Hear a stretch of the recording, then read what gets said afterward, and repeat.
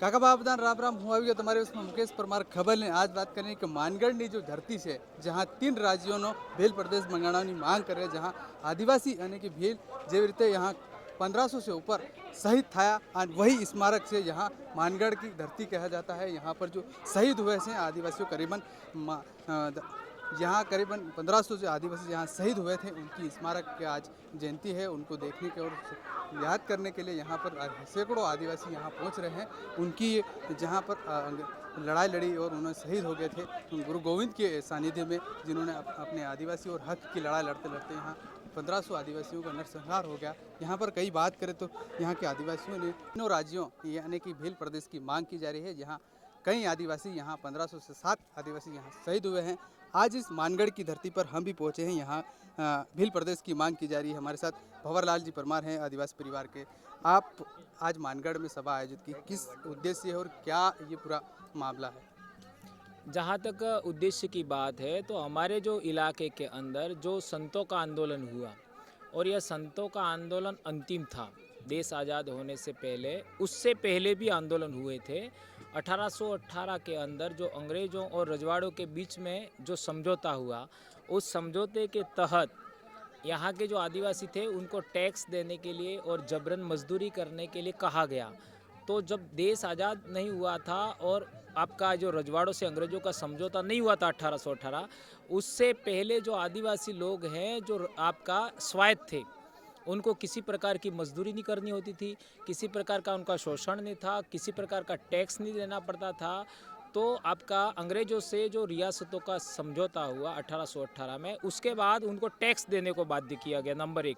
दूसरा, जबरन मजदूरी को बाध्य किया गया और तीसरी बात, उनको परेशान किया गया, प्रताड़ित किया गया, एट्रोसिटीज़ की गई।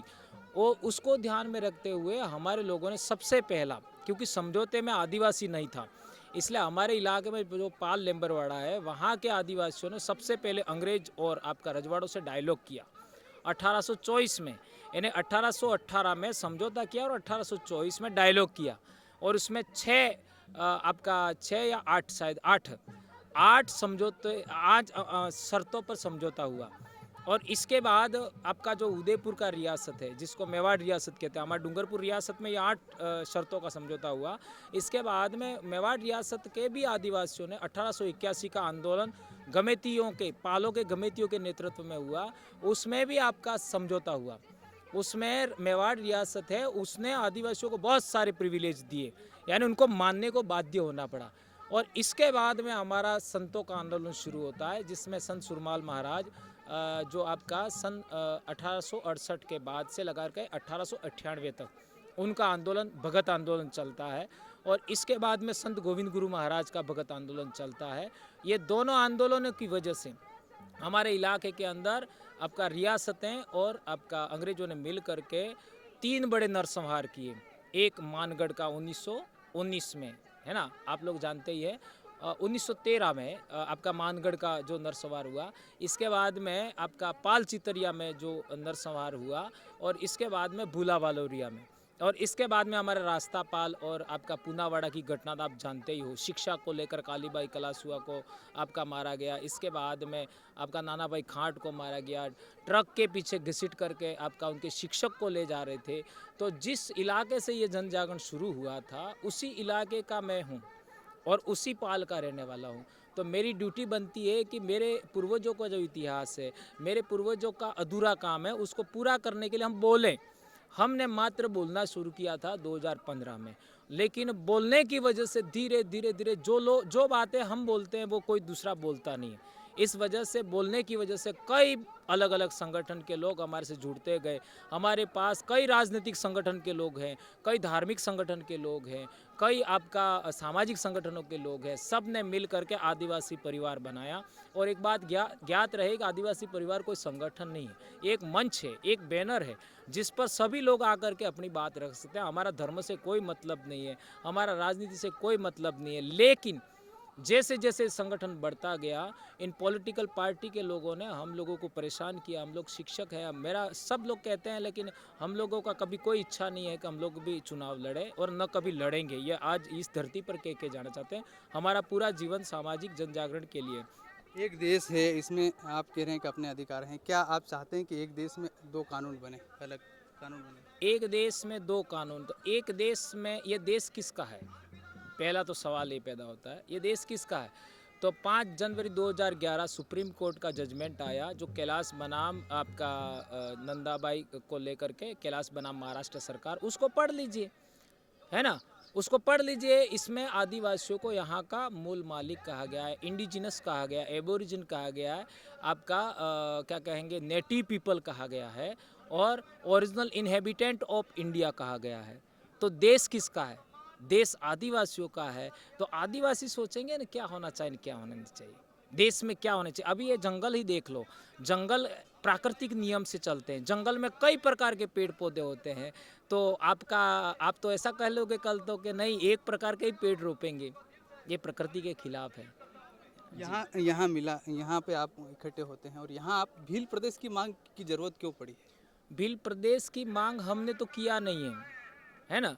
जो गोविंद गुरु पर जो आपका जो केस चला है ना, उस केस को ही आप उठा करके पढ़ लो। उसके अंदर लिखा हुआ है, रेवा काठा डायरेक्टरी पढ़ लो, उसमें अंदर लिखा हुआ है। और यहाँ तक कि वो आपका जो मैंने रेफरेंस दिया, वनवासी कल्याण परिषद के, हमारे राजस्थान के जो उदयपुर जिले के जो बड़े अधिकारी थे, है ना, उन्होंने खुद ने लिखा है उसके अंदर, है ना। तो संत गोविंद गुरु महाराज के आंदोलन का ही यही मोटो था, है ना। तो हम लोग ये नहीं कह रहे हैं कि आज के आज बन जाए, हम पहले काम ये कर रहे हैं कि लोग जुड़ जाए, लोग जुड़ने के बाद एक दूसरे के सुख दुख में खड़े रहें। आज देख लीजिए, यदि राजस्थान में कुछ होता है तो मध्य प्रदेश का आदिवासी है बोलता है, गुजरात का आदिवासी बोलता है, महाराष्ट्र का आदिवासी बोलता है। कल आपका 18 तारीख को ज्ञापन होगा, देख लेना। पूरे देश में ये जो वेस्टर्न भारत है उसके अंदर अहमदाबाद से भी ज्ञापन दिया जाता है, तो अहमदाबाद भील प्रदेश में आएगा क्या? है ना। आपका मारवाड़ में भी दिया जाएगा, वो आएगा क्या? भीलवाड़ा को भी हमने छोड़ रखा, वहाँ भी दिया जाएगा। यहाँ तक कि आपका बॉम्बे में लोग देंगे, सूरत में देंगे।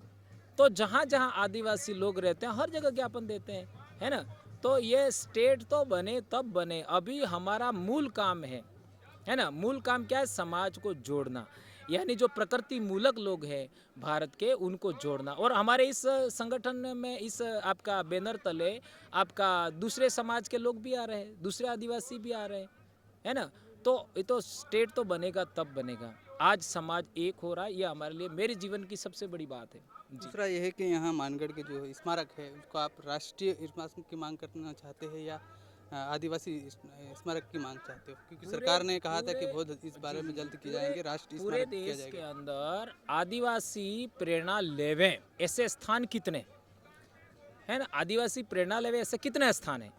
तो ये तो शहीदों की भूमि है ना, तो यहाँ से आदिवासी प्रेरणा ले सकता है। पाताल पानी जो भील आदिवासियों का आपका टंटिया भील से जुड़ा हुआ, वहाँ से आदिवासी प्रेरणा ले सकते हैं। धाबा बावड़ी जो आपका बड़वानी में है, वहाँ से आदिवासी प्रेरणा ले सकते हैं। तो जहाँ जहाँ से आदिवासी प्रेरणा ले सकते हैं उनको आदिवासी प्रेरणा केंद्र बनाना चाहिए। सरकार कह रही कि राष्ट्रीय स्मारक बनाने जा रहे हैं। सरकार कौन होती है? सरकार आप और हमसे मिलके बनती है। सरकार के अंदर जनता भी आती है, सरकार के अंदर मुख्यमंत्री आपका, इसके बाद में एमपी एमएलए आपका, प्रधानमंत्री, यही लोग थोड़ी आते हैं, जनता भी आती है ना। सरकार के अंदर जनता उनको वोट देगी तब ना। वोट का मतलब क्या होता है? मतदान हिंदी में कहते हैं। मत का मतलब क्या होता है? इच्छा, यानी जनता की इच्छा है वो काम चलेगा ना। तो हम आदिवासी यहाँ के मूल रहने वाले हैं, है ना, इंडिजिनस पीपल है, वो कहे वो उनको मानना चाहिए जी।